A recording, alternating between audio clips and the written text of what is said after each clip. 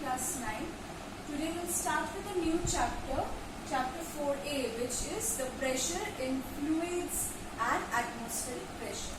So before that, the first topic which we have to cover is thrust and pressure. So what is thrust? You already have an idea about this since class 8, isn't it? What is thrust?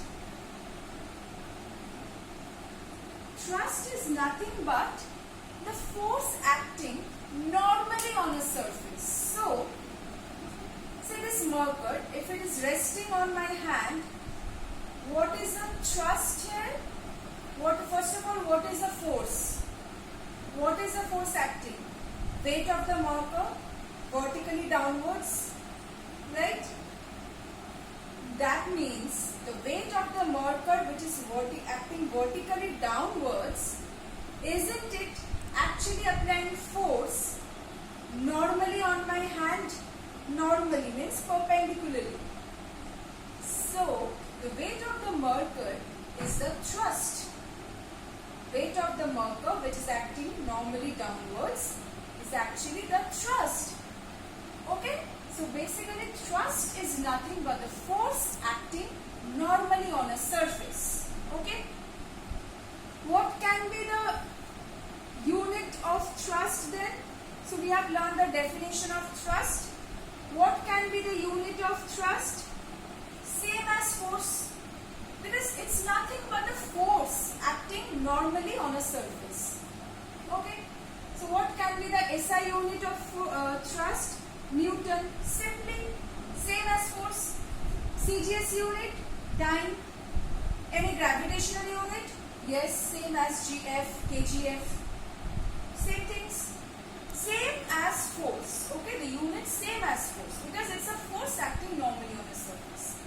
Then, is thrust a scalar or vector quantity? It's a vector quantity. Why? Because we know force is a vector quantity. It has a certain direction. Okay? Magnitude as well as direction is associated with it. Thrust is a vector quantity. Now next is, what is pressure then?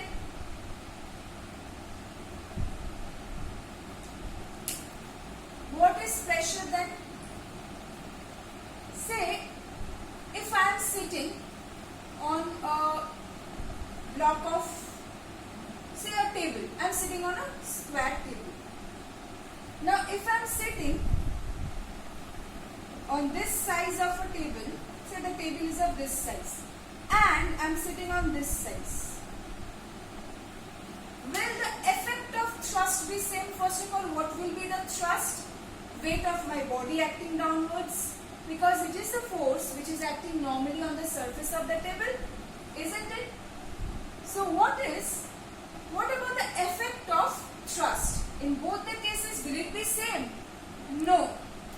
You will feel that while sitting on this, you can actually feel you are putting a much more pressure, we say. That means pressure, we say that when we are, for example, if I sit on this size table, I feel that I am applying much more pressure on this table rather than if I sit on this, which has a greater surface area. That means the effect of thrust does not only depend on the magnitude of it, but also the surface area. So there comes the definition of pressure. What is it? It is nothing but the thrust acting per unit area. So pressure is represented like this. Thrust can be represented as F because it's nothing but the force. Force, thrust per unit area, pressure. Okay? So, if pressure is thrust per unit area, then what can be the unit of pressure? SI unit. SI unit of force is Newton. SI unit of area, surface area, is meter square. So Newton per meter square. This is known as Pascal. In short, we write it PA. Okay. So if I ask you what is 1 Pascal? If I ask you what is 1 Pascal? 1 Pascal is the pressure applied when 1 Newton force acts on 1 meter square area normally. That means basically nothing but 1 Newton thrust is acting on 1 meter square area. That is 1 Pascal pressure, because 1 Pascal equal to 1 Newton per meter square.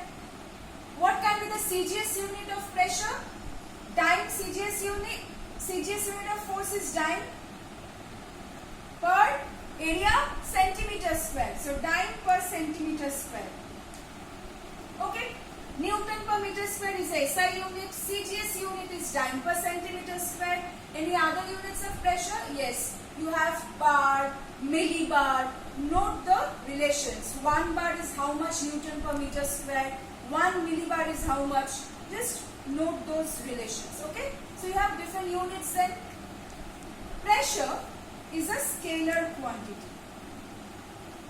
Okay. Pressure is a scalar quantity. Now,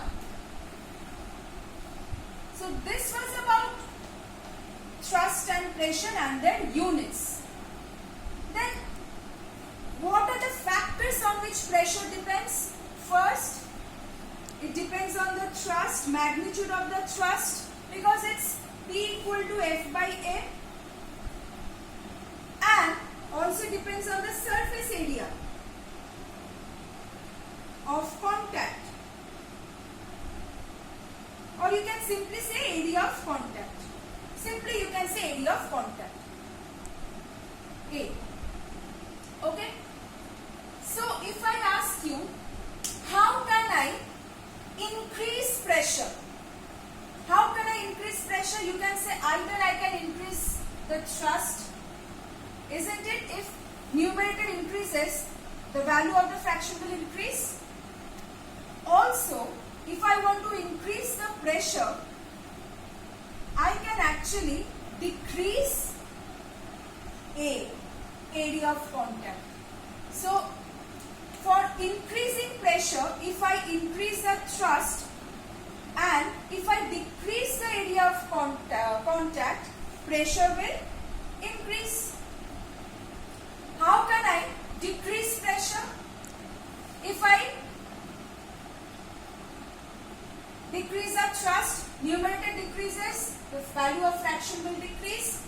Or if this increases, denominator increases, value of fraction decreases. So pressure will decrease. So if I ask you what are the two methods by which I can increase pressure or decrease pressure, remember the two factors and accordingly write them. You can write the answer then. Okay. Now, examples. Say, why are the cutting, say, sharp-edged, say for example, needles or pins or the instruments with which you actually want to cut anything, why are they of very sharp edge? Why are the needles made pointed? Why? To decrease this area of contact. So that even if this area of contact is decreased, if the area of contact is decreased, that means even if you apply a small amount of thrust or force, sufficient pressure will be produced. Because what have we learned? We can increase pressure by decreasing the area of contact and increasing the thrust. So, even if I do any one of them, then also I can increase the pressure. Obviously. So, if I decrease the area of contact, making the needles very small, sharp pointed needles, what will happen then? Even if I apply very small amount of force, we don't have to increase this. Even if we don't increase this, this is so small that pressure will be high. So even if applying small force, you will be able to apply greater amount of pressure. But, for example, you find that, say, the railway tracks, broad sleepers like things are laid on the railway tracks, or the buildings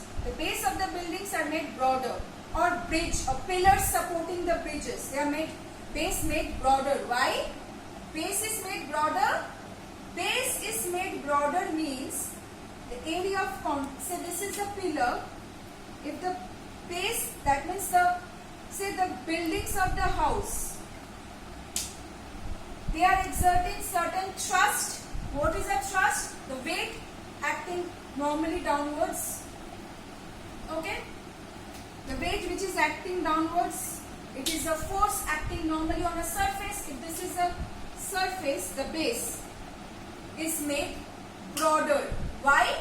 To increase the area of contact. If I increase the area of contact, then what will happen? Pressure will decrease. So that we can, if suppose it's a huge amount of pressure, the building will collapse. It cannot withstand it. So it's the base is made broad because we cannot, if we have to construct a high-rise building, that means the thrust is very high. So then how can I reduce the pressure? By increasing the surface area of contact of the base on which the buildings are resting, or say the pillars on which supports the bridge is resting. We can do like that. Okay. See one numerical. I think we have already done the P equal to F by A numericals in class 8, but still a cube of each side. This is a worked out example. Just see. Cube of each side 5 cm is placed inside a liquid. Cube is placed inside a liquid. So, the cube is placed inside the liquid. Cube which each side is 5 cm. Now, pressure at the center of one face of a cube. So, if this is a cube,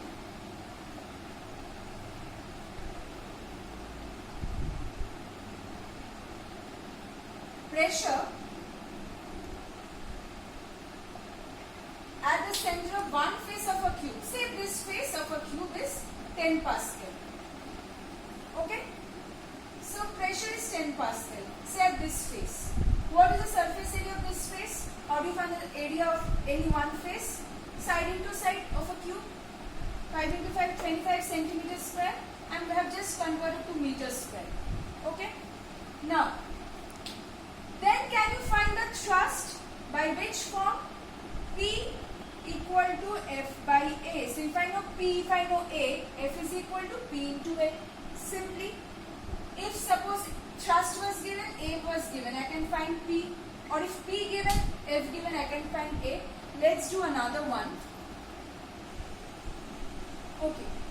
See this sum. This is number 2 from your book. It's from my book, it's number 2. I don't know the number in your book. A block of iron of mass 7.5 kg. Okay? So this is a block of iron. It's kept on a tabletop on its base of side. First of all, the dimensions are given. That means length, breadth and height. Say length is given, breadth is given and height is given. Okay? Now, it's placed on a table such that on its base of side 12 into 8 centimeter. What does it mean? Say, for example, it's kept on a table in such a manner that on the table 12, what is the surface line? 12, say this and this. This and this. This is not being counted. Why? Because it's resting like this. So it's given that 12, 8, 10, these are the dimensions. But it's resting in such a manner that the 12 into 8, only that side is lying. So I don't know the dimensions of this book. Okay, I'm just saying, for example. So what I mean to say, out of the 3 dimensions, length, breadth and height, only 2 will be on the surface of the table. So if this is a, say this is a table. This you have a table here. And if you are keeping a book. Okay, so say this is a table and you are keeping a book. So only 2 dimensions will fall on the table. Obviously, the surface it is now mentioned that on which surface is the book lying on the table? The surface which has the two dimension 12 and 8. What is area of contact? 12 into 8, 96 centimeter square. Convert to meter square. 1 centimeter is 1 by 100 meter, but you have centimeter into centimeter. So 1 by 100 into 1 by 100 meter square. 1, 2, 3, 4. So that means 96 into, first of all it was 96 by 10 to the power 4. I can write this. So in the next step, can I write 96 into 10 to the power minus 4, because if this comes to the numerator, sign changes of the index. Plus 4, it will become minus 4. Index, it changes sign. Okay. So now, can I calculate the pressure? Oh, first of all, what is a thrust? You have to calculate the thrust. The book is lying on a table. What is a thrust? Force acting normally on a surface. So what is the force of the book which is acting normally on my hand or on the table? The weight of the book. What is the weight? Mass is given. 7.5 kg mass. That means kgf 7.5 kgf. Now I need the answer in Newton. So 7.5 into 10, 75 Newton. Now, why have I multiplied 10? Why not 9.8? I have learned that 1 kgf is 9.8 Newton. In the question it's given, take 1 kgf as 10 Newton. Okay? Notice that the mass is given, weight is not given. How do you find weight? Either 7, you can simply imagine 7.5 kg. So, let us take G as 10. Then mg, 7.5 into 10, 75. Or you can imagine in this way. I mean, you can do it in this way. 7.5 kg mass means the weight is 7.5 kgf. 2 kg mass means 2 kgf weight. 5 kg mass, 5 kgf weight. How can I convert kgf to Newton? Very easy. 1 kgf is 9.8 Newton into 9.8. So 7.5 into 9.8, but in this sum it said that you can take it as 10. So as you can get a good answer without any difficulty in multiplying. 7.5 into 9.8 is difficult to multiply, so they have given you take it as 10.